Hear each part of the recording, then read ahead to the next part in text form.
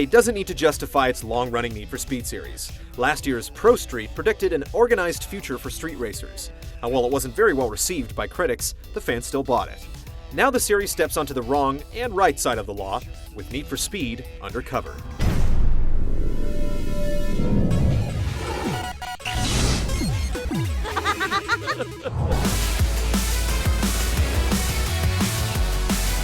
Once you go under, you're on your own. That's one of Undercover's teasing taglines, but it doesn't really play out in the game's story. Assuming the role of a skilled wheelman, you're under the constant supervision of Inspector Chase Lynn as you attempt to bust a smuggling operation in the fictitious Tri-Cities Bay Area. Your job is to drive. My job is to get you in. Nothing more and nothing less. Brief live-action scenes punctuate the story's every turn, with the actors playing to the camera as if it's you. It certainly gets you personally into the plot as the main character, but the plot plays out like an unconvincing soap opera. If you haven't watched soap operas before, here's a hint. They're terrible. You and me, Beto. You and me.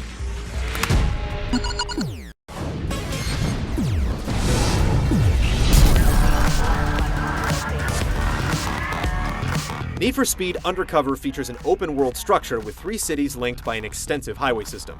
Between events, you can roam the map at will, but there aren't any benefits to exploration. No hidden items or events to discover, and no bonuses for finding shortcuts. When you do enter a race, side roads are often closed off with yellow concrete barriers. This keeps you on course, but it just doesn't make sense in an open-world game.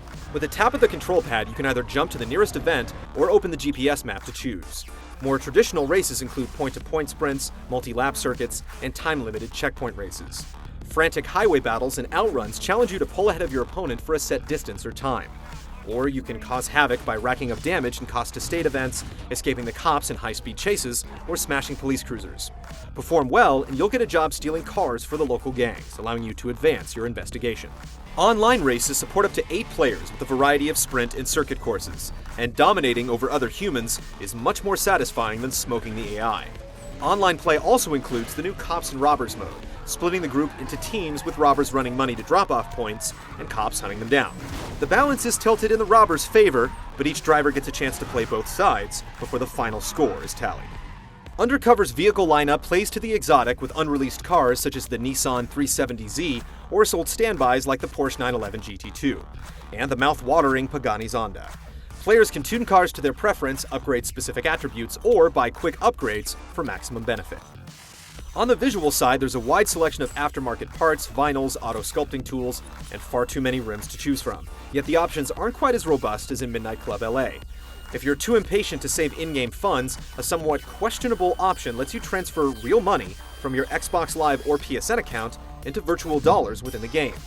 Money's pretty easy to come by, so we're not sure why this feature was included. While you may want to show off your ride, it should be noted that vinyls won't show up in online races. Need for Speed Undercover has all the modes and features to sound good on paper, but its open world is virtually empty, and players have to run the same area nearly dry before new races are unlocked.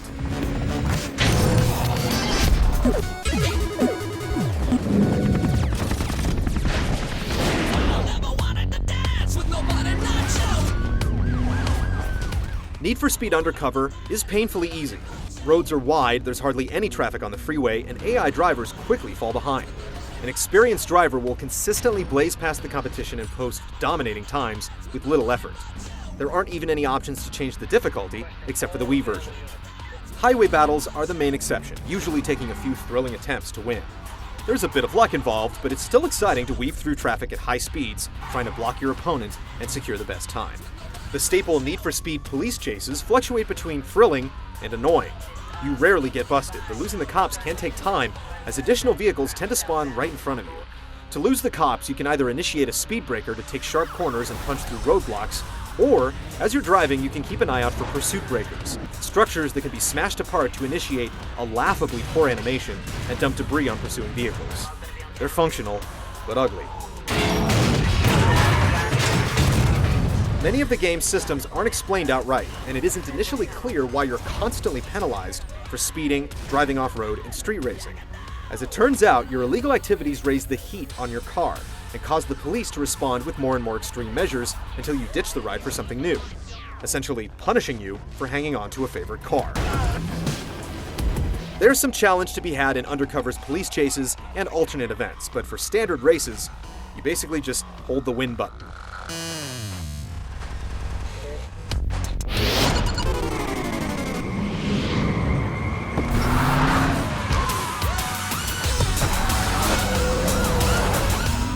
Artistic choices and technical issues both drag down Undercover's presentation. Every street race is held at either sunrise or sunset, leaving players to constantly drive into the glaring sun, and the problem is magnified by reflective streets. The sun also has a tendency to fly sideways across the sky for reasons we can't even begin to imagine.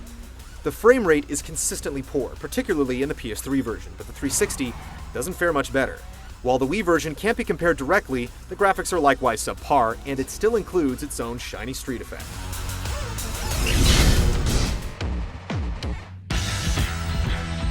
Need for Speed Undercover lacks challenge, struggles technically, and practically requires sunglasses to play.